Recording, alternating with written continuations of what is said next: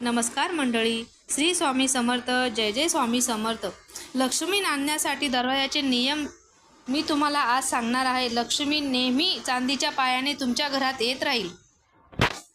उपाय पहिला, आपल्या घराचा, आपल्या गाडीचा किंवा कोणताही दरवाजा खूप मोठ्याने आदळतो. कधी घाईमध्ये आपल्या नकळत असं होतं, अनावधाने होते, तर असं होऊ नये म्हणून काळजी घ्या.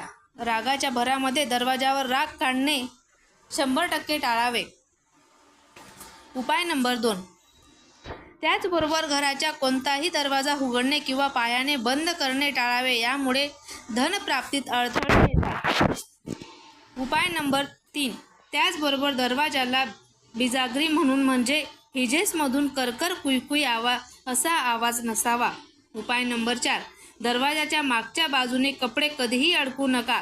अडकलेले असतील तर त्याच्यामध्ये पैसे अजिबात ठेवू नका. उपाय नंबर 5, दरवाजाच्या मागे भिंतीला स्टँडवर तुम्ही अडकवू शकतात. उपाय नंबर 6, घराच्या पायात देखील चांदी असावी. असे म्हणून घराचा जो मुख्य दरवाजा आहे त्याच्या उंबऱ्याखाली नेहमी चांदीचे 2 ते 5 ग्रॅम चांदी जरूर ठेवावी. चांगला अनुभव येईल.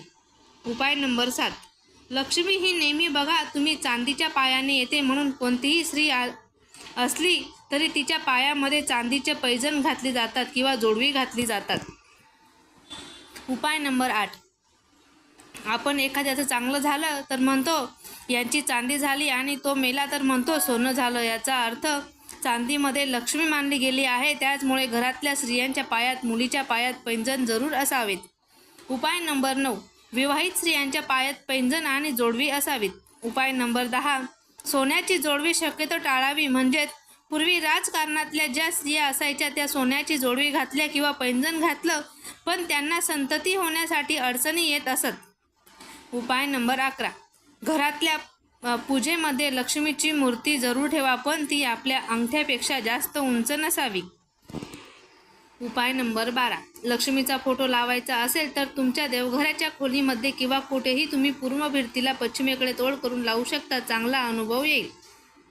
उपाय नंबर 13, घरातल्या पूजेमध्ये जी लक्ष्मीची मूर्ती तुम्ही ठेवतात त्याच्याबरोबर एक बालाजीची मूर्तीही असावी.